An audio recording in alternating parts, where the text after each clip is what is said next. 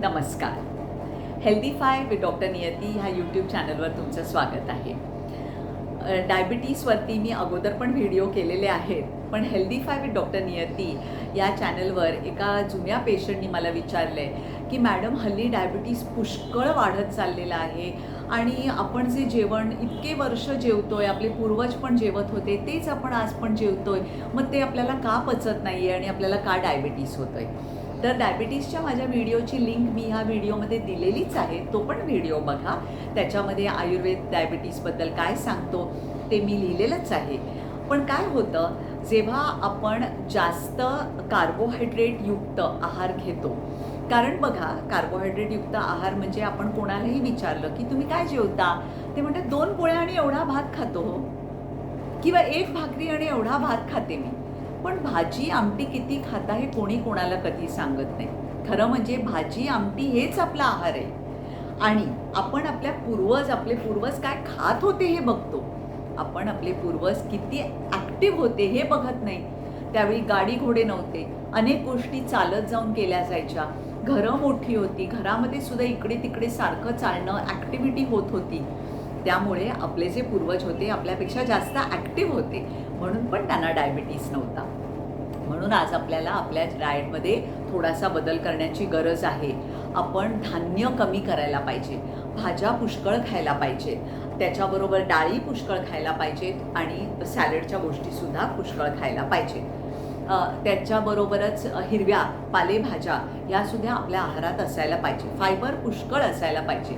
अशा पद्धतीने आपण जर आपल्या आहारामध्ये बदल केला तर होतं काय, आपल्या आहारामधनं फक्त चरबीमधनं चरबी बनते असं नाही. हल्ली आपल्या आहारामधनं जे कार्बोहायड्रेट जात आहेत त्याच्यामधनं सुद्धा चरबी बनते आणि ती चरबी आपल्या लिव्हरवर अशी थापली जाते. त्याच्यामुळे आज व्हेजिटेरियन सिरोसिस ऑफ लिव्हर हे खूप वाढत चालले, कारण लिव्हरला आपलं फंक्शन करता येत नाही, कारण त्याच्यामध्ये नुसतं वाढतोय मेद. आता हा मेदाचा निचरा करायचा कसा आणि हा मेद वाढतोय कशामुळे, तर आपण जे कार्बोहायड्रेट्स खातोय त्याच्यामुळे आपल्या शरीरामध्ये इन्सुलिनचं प्रमाण खूप जास्त वाढतंय. हे इन्सुलिन जे काही आपण खातोय त्या सगळ्याला मेदामध्ये रूपांतरित करतंय. हे मेद आपल्या पोटावरती जातंय, लिव्हरवर जातंय, स्प्लीनवर जातंय, हार्टवर जातंय. मेंदू तर फॅटच आहे त्यामुळे त्याला काही विशेष फरक पडत नाही, पण इतर सगळ्या अवयवांमध्ये हे फॅट गेल्यामुळे आपली जी कार्यक्षमता आहे ती हळूहळू कमी व्हायला लागलेली आहे. डायबिटीसचं प्रमाण खूप वाढायला लागलेलं आहे. आयुर्वेदाचा एक श्लोक सांगते, दंतादीना मलाढ्यत्वम प्रागरूपम पाणीपादयोः. हा एवढा मी सांगते समजावून, ते लक्षात घ्या. तुमचे दात जर खराब व्हायला लागले आहेत आणि तुमचे पाय जर दुखत आहेत प्रचंड, किंवा पायांना भेगा पडत असतील, किंवा पायांचेच जनरल प्रॉब्लेम, बोटं दुखत आहेत, गुडघे दुखत आहेत, मांड्या दुखत आहेत, चालता येत नाही आहे, तर तुम्हाला नक्की थोडक्या वर्षामध्ये डायबिटीस होणार आहे. ही त्याची पूर्वरूपं आहे. कळलं? दात खराब होणं आणि पाय दुखणं हे तुमच्यामध्ये जर लक्षणं असतील तर ही डायबिटीसची पूर्वलक्षणं आहेत. आजच थोडं काम बाजूला करा. कामपेक्षा तुम्ही बसा आणि एक तालिका करा. ज्या गोष्टी तुम्ही करता ज्या युजलेस आहेत त्या बाजूला करून टाका.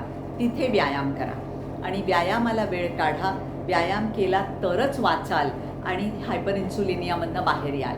त्याचप्रमाणे सकस आहार कुठला घ्यायचा त्याचं लिंक मी डिस्क्रिप्शन बॉक्समध्ये माझ्या व्हिडिओचं लिंक घातलेलं आहे.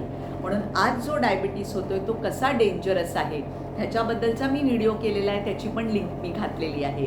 म्हणून आजच डायबिटीसपासून वाचा, आपला आहार बदला आणि व्यायाम चालू करा. हा व्हिडिओ कसा वाटला ते सांगा. आवडला असेल तर मित्रांकडे शेअर करा. जितक्या लोकांना शेअर करता येईल तितक्या लोकांना शेअर करा, म्हणजे त्यांनासुद्धा एक दिशा मिळेल की आपण अशा पद्धतीने जगलो तर आपल्या आयुष्यातनं ओबेसिटी, डायबिटीज, ब्लड प्रेशरसारखे पुष्कळसे रोग आपण त्याचा नायनाट करू शकतो. नमस्कार.